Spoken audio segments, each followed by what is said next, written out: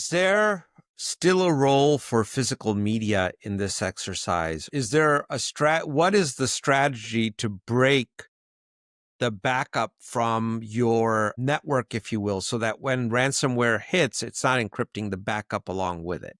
Mhm. Is there a Sure. recommendation that you're training for in those situations? Yeah, for sure. I mean, you can do a couple different things. I mean, obviously, back, I don't want to say the old days, but a lot of companies still use it, but you have physical tapes, and physical tapes can be disconnected from the network. And that's obviously, a good way to not have things encrypted. With VTLs and virtual tape libraries and online backups nowadays, that's a little bit harder, because if you have ransomware that is able to jump that network, that's an issue. But a lot of times you can have things either offline, virtually air gapped, or logically air gapped. You can have cyber vaults in place so that you have your primary backup. You might have a secondary backup as a failover, maybe in a secondary site. So that way, you have site disparity or diversity. But then you might have a cyber vault, whereas it's logically disconnected from any other network, or physically for that matter. And it only opens up for a short period of time. The backups, it's only a one-way traversal. The information can only go in, can't come out.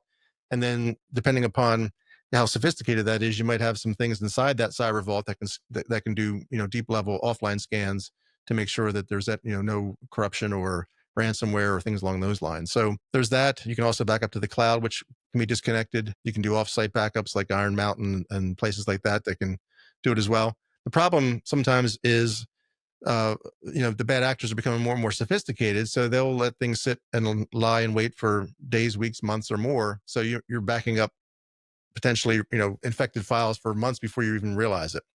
So sometimes you have to make sure that things are completely clean, because you can basically do all your restores, get things back up and running, and they flick a switch and everything gets corrupted again or encrypted again, because the actual root cause was not determined. So simply restoring is not, in and of itself, is not necessarily 100%.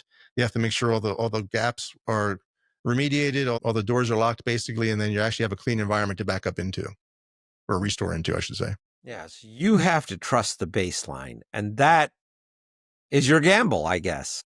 Yeah. That's the risk, because that baseline very well could be corrupted. And if it's corrupted, all of it is in jeopardy potentially. Yeah. I mean, and there are certainly some tools out there. I mean, a lot of sophisticated tools that can measure for entropy, and it can determine pretty quickly if things start to become corrupt. There's a number of different ways to identify that and shut things down. Obviously, you can put things in place that can automatically take ports offline, or automatically take some of your network segments down, or if you have micro segmentation set up properly, that can thwart some of that as well.